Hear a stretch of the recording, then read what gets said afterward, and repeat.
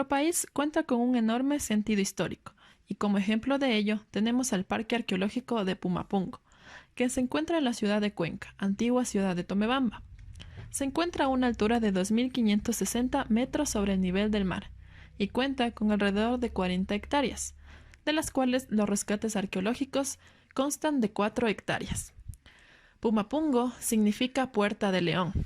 En este complejo se pueden encontrar alrededor de 220 tipos de plantas, en su gran mayoría nativas, y además cuenta con un centro de rescate de aves.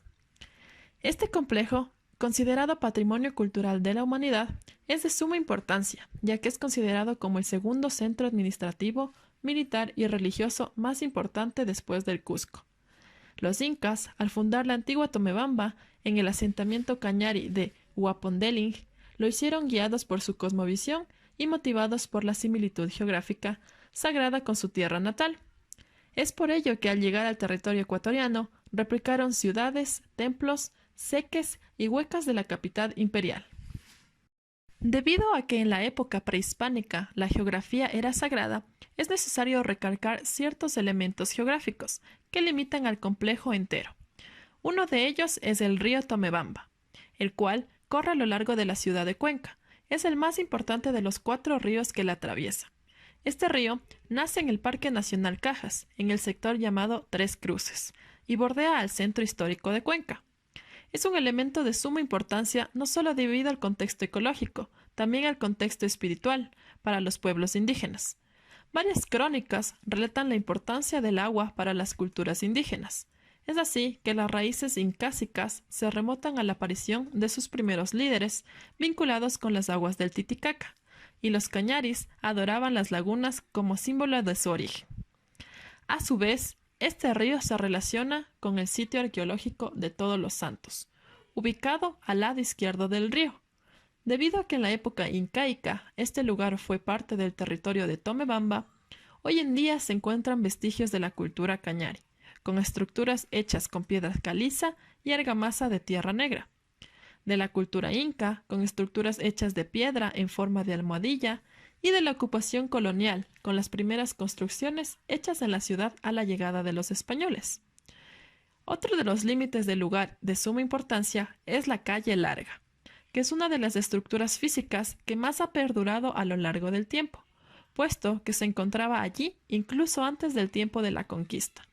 En la época prehispánica la denominaban calle del Usno, luego de la Ronda y hoy en día calle larga, y se la ha considerado como la arteria más larga de la urbe en la época colonial, y hoy como una de las vías más importantes que conectan con el centro histórico.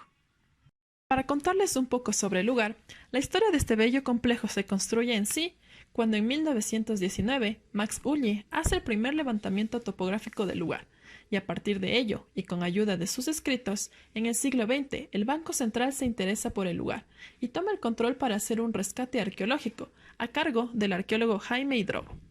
Cuando se iniciaron los trabajos de excavaciones, las evidencias arqueológicas permitieron definir 3 etapas marcadas en el sitio. La primera y más antigua pertenece a Pumapungo, la segunda de ocupación jesuita con el ex Colegio Borja, y la más contemporánea que corresponde al Museo del Banco Central del Ecuador, que después de 11 años de trabajo se logró descubrir de un 70 a 80% de los vestigios, mismos que hoy en día se exhiben en el complejo. Pumapungo es una gran representación de nuestra cultura, denominado Patrimonio Cultural de la Humanidad, no solo por la historia que abarca, también por sus elementos complementarios, como el Parque Etnobotánico y el Centro de Rescate de Avifauna. Es considerado como un lugar mágico, puesto que guarda el testimonio tangible de la cultura de los pueblos que marcaron el desarrollo de lo que hoy en día es Cuenca. Además, se denota la dualidad e influencia entre 2 elementos, el componente físico y simbólico. Justamente a partir de las estructuras, material encontrado y crónicas, se puede percibir la íntima relación que existía entre los pueblos y la naturaleza. Es decir, que el pueblo indígena existió de una forma cultural, trabajando con y a la par de la naturaleza. Tomando en cuenta esta percepción, aquí se muestra la organización de los elementos del complejo, el mismo que se constituye en una serie de piezas que tienen en común los patios. Partiendo desde los patios centrales, unos más pequeños que otros, hasta el patio más grande, que organiza el complejo entero. Puesto que la construcción de este espacio cuenta con un sentido jerárquico, empezamos con la zona donde se cree que se encontraba el Palacio de Huayna Cápac, en la cima de un accidente geográfico natural llamado el Barranco, que dividía la ciudad en un sector alto y en un sector bajo. Y a su vez, el palacio contaba con un palacio exterior, que era de carácter de gobierno local. Posteriormente, delimitando el patio central, encontramos las callancas, estructuras en forma rectangular, las cuales se cree eran de carácter militar, seguidas de dos piezas gemelas en donde se cree se trabajaba el culto a los oficios, el Acliahuasi, en donde únicamente vivían mujeres, que servían al Inca y realizaban trabajos manuales. Cerca de estas estructuras se ha elaborado una representación para presentar la posible forma de dichas viviendas. Desde el punto de vista de paisaje simbólico, se denota la cosmovisión andina de estos pueblos, en donde un punto clave fueron las prácticas culturales religiosas, como por ejemplo los rituales de sanación y purificación, que a partir de la evidencia encontrada se ha determinado que se realizaban en las estructuras del baño del Inca. Otras estructuras, también de carácter sagrado, se ubican en un punto más alejado del patio central, el Coricancha, que básicamente representa templos y observatorio astronómico. Posteriormente, encontramos al lugar en donde se denota y representa la jerarquía social de los incas, las terrazas escalonadas, en donde se ha determinado que se cultivaban productos principalmente relacionados con el culto al sol, y eran utilizadas en forma de andenes para evitar el deslizamiento de la tierra. En relación a los alimentos recolectados, estos eran distribuidos en tres partes, una para el Inca, otra para el dios Sol y otra para el pueblo. Dentro del complejo Pumapungo, para representar la cultura andina, se encuentran varios cultivos andinos, contando con más de 300 especies de plantas nativas. Cabe denotar la estructuración tan elaborada que se encuentra en Pumapungo, como los canales de riego, que se cree tenían como objetivo el desarrollo adecuado de los cultivos.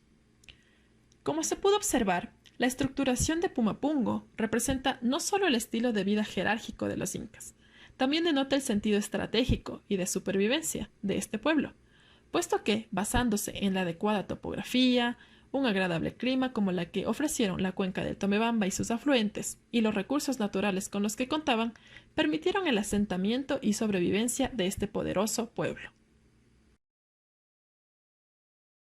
En relación al significado del lugar en la actualidad, hoy en día Pumapungo es un gran hito de los Andes, puesto que representa la continuidad histórica y el paso de ciertos pueblos, primero los cañaris, después los incas y más tarde los españoles.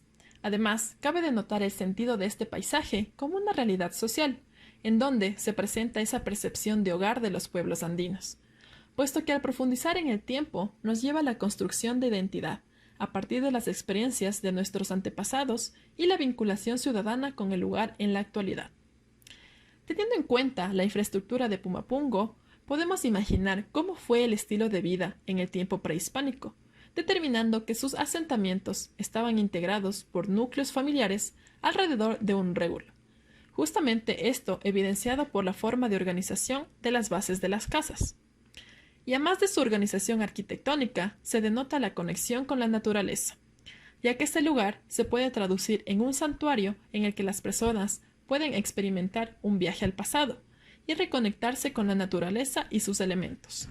Además, un lugar de gran relevancia en relación a adquisición de conocimientos, puesto que se han llevado a cabo varios estudios de investigación y proyectos etnográficos, museográficos y educativos. Es por ello que es tarea de toda la sociedad guardar aquellos valores culturales y arqueológicos que nos provee este espacio, de forma que nos permita identificarnos no solo con la historia de nuestro pueblo, sino con la esencia de nuestro país en sí.